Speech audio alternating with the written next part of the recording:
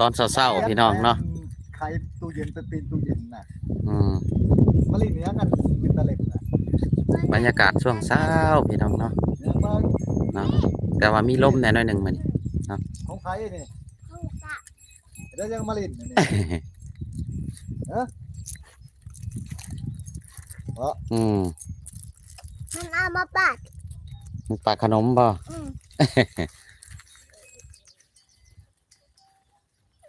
เงินเขาเยอะแยะเขาจ่ายเขาเขาแม่เขาจ่ายเอง โอ้จ่ายมาหน่อย แม่ก็มีเงินเยอะแยะ ได้ดับได้ดีกันก็ได้ อัน คนได้กัน ฮะ เขามาส่งเงินกะโลให้บ้านนะบ่ต้นเขาเหมยกองจะมาออกคืนในจ้างออกคืนเฮือนอีก เอาคือบ่ให้เขากองในเลยซะ เขาเมื่อยที่จ้างใหม่คืนเขาก็จ้างคืน มื้อนี้เขาจ้างอีก ตามแต่เนาะ มียังกัน5,000บ่มีบ่เลย นี่ดินี่ดิ อันนี้ว่า5,000 อืม เอาต้น5,000เอาละมั้ยถ้าไม่จ่าย เอาไปเลยไป คือเด้อบักลากับบักไอ้บีม เออ แม่เขาไปตลาดมันอื่นเจ้าก็ได้แหละ จ้า มันเงินไรไปเอาอยู่ให้จำเนียงตลาดไปขายซองเราว่าเราตีนเนี่ยฮะว่ะเพี้ยนตัว ไปก่อน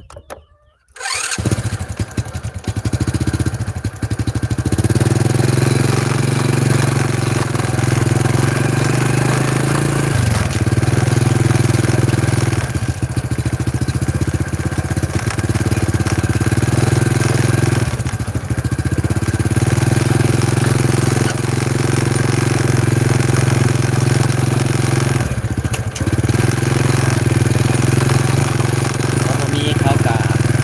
เป็นเอ็นจะเสียนะครับคอยกะบ่มีเนาะเอามาคู่มือเนาะเอากะให้เขาเซ็นอยู่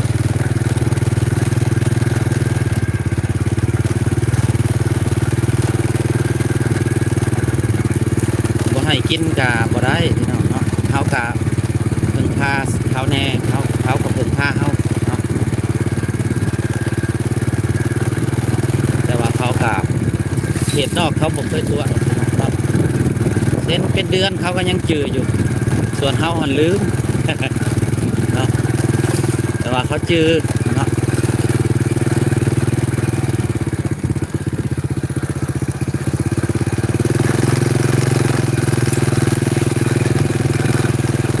เหลือสักหน่อยก็ฮอด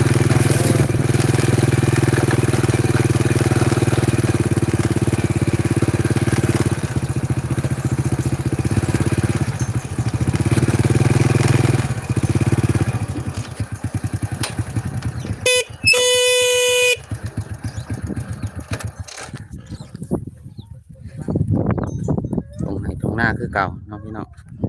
เนาะเขาเห็ดหัวเห็ดสวนโอ้ยงัวหลายเลยเด้อพี่น้องเลย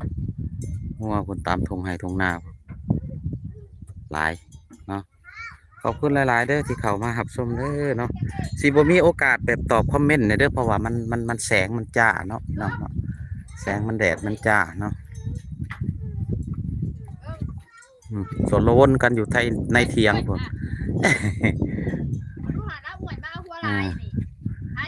หัวลายเลยติเห็นบ่พี่น้องเนาะแต่ว่ามีลมได้ลมแบบแปลกๆพี่น้องเพราะว่ามื้อเช้านี่มันเอาเด้เนาะเอาแบบว่าคือสิมีพายุพายังนะเนาะมื้อนี้ก็มาแต่เช้านี่วานนี่ร้อนแห้งวานนี่เนาะ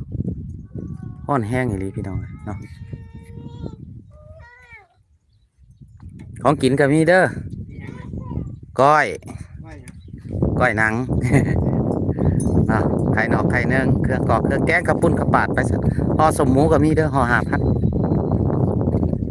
อาอะไรที่มาเอาอีกนะ